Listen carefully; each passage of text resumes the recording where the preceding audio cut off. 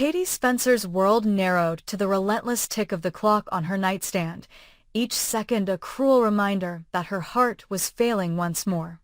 The doctors had told her without a donor within 100 days she would slip irrevocably beyond their reach, and as the cool hospital walls closed in, she stared at her reflection in the windowpane, an echo of the vibrant woman she had once been, now pale and fragile, clinging to hope like a lifeline.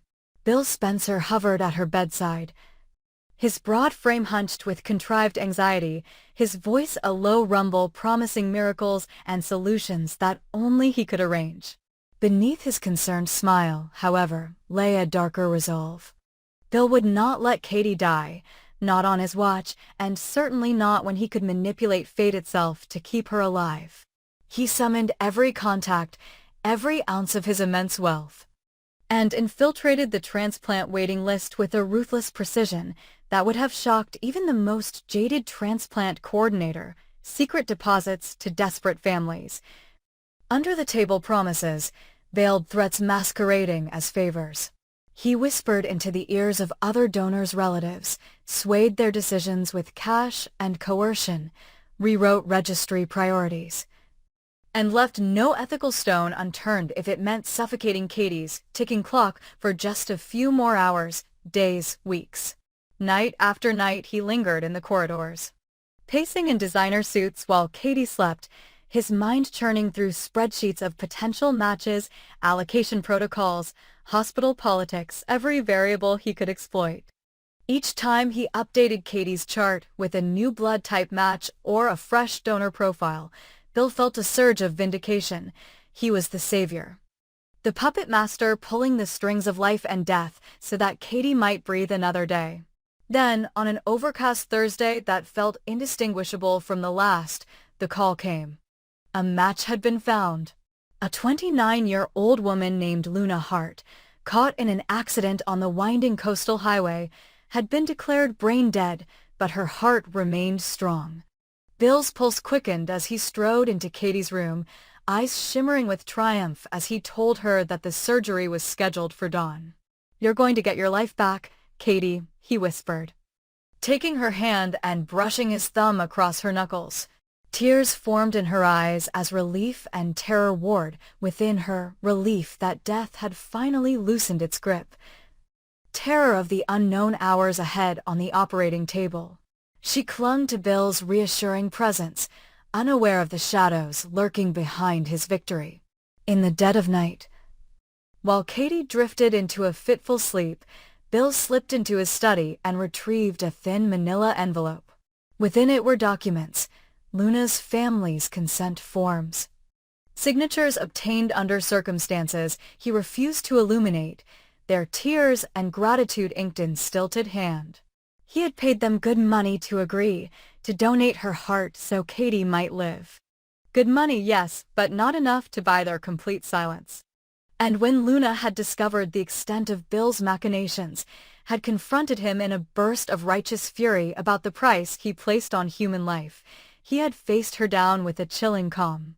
He offered her one last choice: remain silent and watch Katie live, or disrupt his plan and leave her own family's future forever altered by scandal. Luna had refused. She had threatened to go public with proof of his black market deals, to expose the truth to the hospital, the media, the world. In response, Bill had acted swiftly, decisively, crushing her threat by ensuring she would never speak again. The weight of Bill's secret pressed on his conscience as he signed the final operating permit. It was a darker triumph than any courtroom victory, more absolute than the boardroom conquests that forged his empire. At dawn, Katie was wheeled into the OR, her face illuminated by the harsh surgical lights and the last fraying tendrils of her past life. Bill watched from behind the glass, jaw clenched, as the surgeons made the first incision. He whispered her name, a prayer disguised as a command, willing Luna's heart to begin its new life beat by beat. Hours stretched into eternity until at last the lead surgeon emerged, face grave but edged with relief. The transplant was successful, he announced. Katie, still groggy from anesthesia, opened her eyes to see Bill's face streaked with tears of triumph. He kissed her hand as though sealing a sacred vow she would live. But inside him, the horrors of what he had done to Luna, to her family, to the moral fabric he had shredded, echoed louder than any heartbeat. When Katie awoke in her private recovery suite, she felt an unfamiliar strength coursing through her veins, a rhythmic thrum beneath her ribs that spoke of second chances. Bill was there immediately, hovering with flowers and champagne, basking in the glow of her gratitude. Katie thanked him, her voice raw but earnest, and in that moment Bill believed he had erased every atrocity with the gift of life. Yet secrets have a way of surfacing, and Luna's story was far from buried. Months later, as Katie regained her strength and stepped gingerly through her Beverly Hills estate's rose gardens, whisperings began to reach her ears, rumors of Luna's family speaking out. Hints of an investigation into suspicious payments, a rogue nurse who had recorded a late-night conversation with Bill bragging about his exploits. At first Katie dismissed them, unwilling to believe that the man who had saved her life could be capable of such darkness. But as she pieced together fragments, an unsigned check in Luna's name, a covertly recorded voice memo quoting Luna's terrified words, a hospital administrator's subpoena, her relief curdled into horror. Bill had not merely orchestrated Luna's consent. He had annihilated her opposition by silencing her permanently. Katie's breath caught as she realized the full extent of his crimes.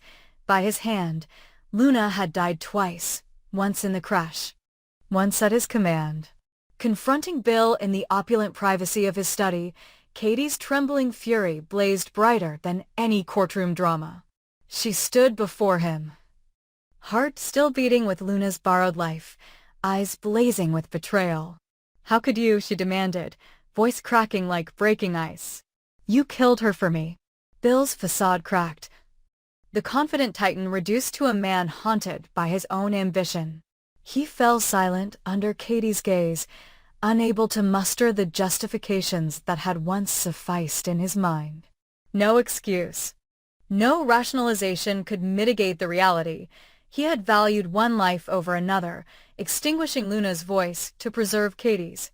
Katie's heart, newly strong yet shattered by guilt and disbelief, pounded as though questioning every beat. She demanded he confess to the authorities, insisted that justice be served for Luna and her grieving family. Bill, broken and stripped of his hubris, could only nod, the weight of his crimes eclipsing every triumph he had ever known. Katie realized then that her second chance at life came tethered to a moral imperative. She must speak for Luna. She must bear witness to the truth of what had been done in her name. As she left Bill's side to face the hospital board, the police, and the media, her heart beating strong with the borrowed strength of a woman silenced too soon, Katie understood that life, even when won by the darkest means, still demanded a reckoning. And so, with Luna's memory behind her and her own future ahead, she stepped into the glare of scrutiny, determined to ensure that no voice, however faint, would ever again be stolen in the name of love. Katie stood before the assembly of hospital board members, legal counsel, and flashing cameras as though she had been born into this crucible of truth and consequence. Each breath she drew carried the weight of Luna's silenced voice. Each word she spoke was a solemn vow that no life bought through deception would ever be forgotten. She recounted the call that had sealed Luna's fate, the hush-money dealings Bill had orchestrated, the moment she realized that her second chance had been soaked in another woman's blood. Through trembling lips and eyes bright with resolve, Katie demanded accountability, insisted that the hospital revoke its transplant protocols and launch a full investigation. Reporters scribbled furiously, their questions a barrage of disbelief and outrage. Katie answered each one with unflinching honesty, refusing to soften the truth to spare her husband's reputation. When she finished, silence descended heavy. Electric, before the board chairman cleared his throat to announce an immediate suspension of Bill Spencer's privileges and a referral of his case to the district attorney. Katie felt a strange relief, as though the confession she had carried in her heart had finally been given voice. Meanwhile, word of Luna's story spread like wildfire through Los Angeles, splashing across tabloids and primetime news programs. The public, once enchanted by Bill Spencer's ruthlessness in business, recoiled in horror at the revelation that he had murdered to ensure Katie's survival. Social media campaigns sprang up overnight under the hashtag #JusticeForLuna, demanding a criminal probe and calling for Katie to speak at a candlelight vigil in front of St. Anne's Hospital. Katie hesitated only briefly, her grief for Luna, her own shame for the life she now lived, propelled her forward and took the stage beneath the marble facade, her transplant scar a vivid reminder that love built on lies must be torn down. She spoke of Luna's dreams, her family's pain, and the fundamental right every patient has to a fair chance at life. As the crowd's soft chant of Luna's name swelled, Katie felt the fragile threads of her own salvation interweave with the memory of a woman she had never truly known but owed everything. Back at Forrester Creations, the shockwaves of the scandal rattled the very foundations of the empire. Orders were cancelled, investors balked, and the annual Couture Week showcase, once the crown jewel of the Spencer-Forrester alliance, teetered on the brink of collapse. Ridge and Eric convened urgent crisis meetings, but each proposal to distance the brand from Bill Spencer threatened to fracture the family. Thomas, who had rediscovered his courage alongside hope, insisted that integrity must guide them now. Steffi drafted a public statement of solidarity with Katie's crusade for justice. Brooke, torn between her loyalty to Katie and her lingering compassion for Bill, quietly arranged an amnesty fund for Luna's family, ensuring their financial security as a gesture of genuine remorse. The fashion house that had built its legacy on glamour now found its true measure in the solidarity of its people rallying behind a cause greater than couture. In the months that followed, Bill's arraignment dominated headlines. His once imperious stride was replaced by a slower shuffle as he entered the courthouse, shackled and subdued, the glare of paparazzi reflecting off the polished wood floors. Katie arrived beside him, not as a wife defending her husband, but as a survivor of his worst sin, her hand hovering above his, then withdrawing, an unspoken severance of the ties that had bound them. In the witness stand, she recounted every detail, the bribes, the threats, Luna's final act of courage in refusing to be complicit. Bill sat motionless, his face a mask of regret and defiance, the full enormity of his crime laid bare before the law and the world. When the verdict came, first-degree murder, with a sentence that promised no mercy, Katie felt a hollow ache amid her relief. The man who had saved her life would spend decades repaying his debt to society. Yet in that ache, Katie found a strange redemption. She established the Luna Heart Foundation, dedicating her energies to reforming organ donation ethics and supporting families caught in the cruel gray zone between life and protocol. Through speaking engagements, legislative advocacy, and partnerships with St. Anne's Hospital, she transformed her personal tragedy into a beacon of hope for countless others. At the Foundation's inaugural gala, she unveiled a memorial sculpture, a heart of tempered steel, fractured yet whole, symbolizing the lives irrevocably changed by Luna's sacrifice and Katie's rebirth.